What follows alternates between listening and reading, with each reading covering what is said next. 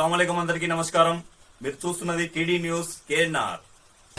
జనవరి 16, 2026 రోజున కరీంనగర్ డీసీసీ అధ్యక్షులు చొప్పదండి ఎమ్మెల్యే మేడిపల్లి సత్యం గారు మీడియా సమావేశాన్ని నిర్వహించారు. ఈ సమావేశంలో వీరితో పాటుగా కరీంనగర్ కాంగ్రెస్ అసెంబ్లీ నియోజకవర్గం ఇన్ఛార్జ్ వెల్చాల రాజేంద్రరావు గారు, కరీంనగర్ కార్పొరేషన్ కాంగ్రెస్ పార్టీ అధ్యక్షులు వైద్యుల అంజన్ కుమార్ గారు తదితర కాంగ్రెస్ పార్టీ సీనియర్ నాయకులు, కార్యకర్తలు పాల్గొన్నారు.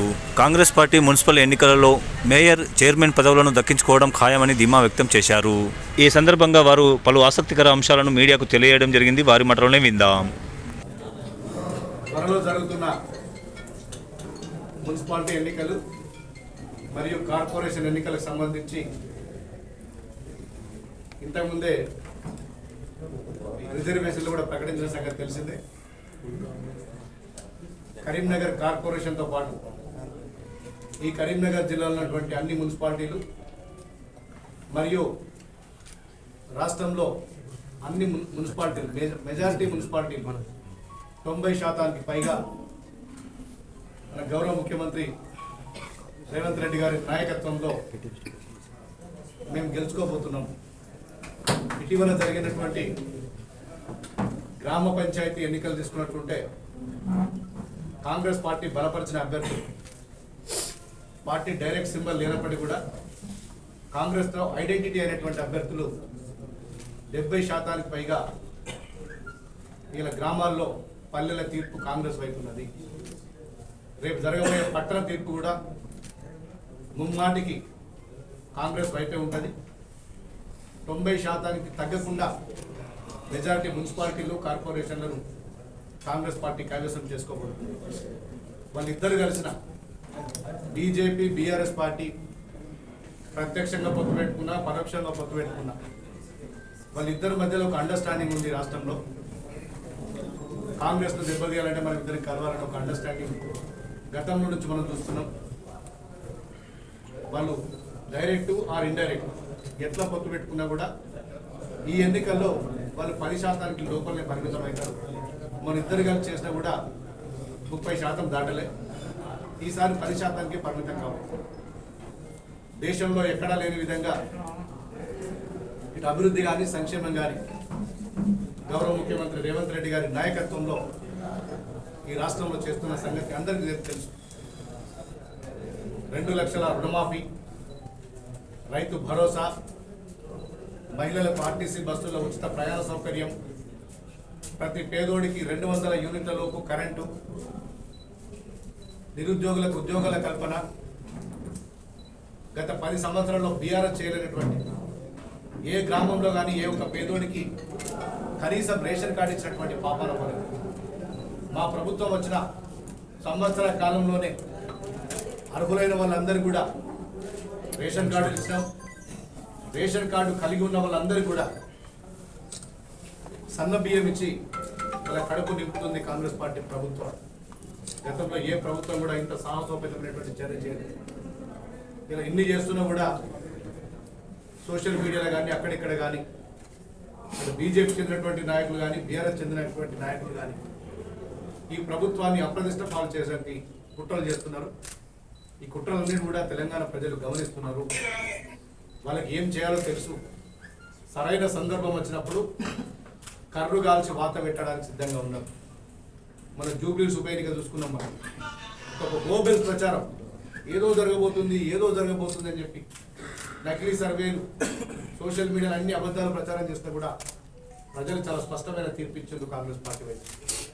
మన జరిగిన గ్రామ పంచాయతీ ఎన్నికల్లో కూడా 70% పైగా సీట్లు కాంగ్రెస్ పార్టీకి ఇచ్చి ప్రజలు మేమంతా మీ వెంట ఉన్నాం, అభివృద్ధి కాంగ్రెస్ పార్టీ ద్వారానే సాధ్యమైందని చెప్పి ఈ తెలంగాణ ప్రజలందరూ కూడా ఒక కృతనిశ్చయంతో ఉన్నారు. ప్రజలంతా కూడా కాంగ్రెస్ వైపు ఉన్నారు. కొంతమంది ఫ్రస్ట్రేషన్లో బీఆర్ఎస్ చెందినటువంటి ఆ 4 కుటుంబ సభ్యులు, బీజేపీలో కొంతమంది కుటుంబ సభ్యులు వాళ్ళ అధికార దాహంతో ఏదో జరగబోతుందని అపోహల వాళ్ళు ఉన్నారు.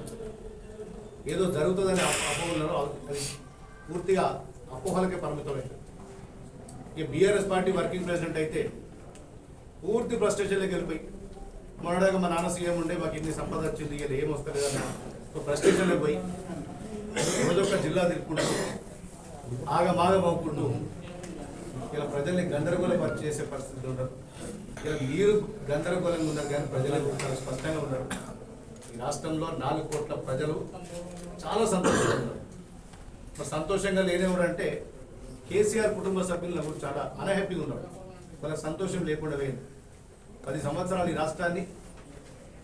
ఈ రాష్ట్ర సంపదను వేల కోట్లు లక్షల కోట్ల దోపిడీ చేసి అధికారాన్ని అడ్డు పెట్టుకొని ఏ విధంగా దోచుకున్నారు, ఏ విధంగా విలాస జీవితం గడిపిందో తెలంగాణ ప్రజలకు తెలుసు.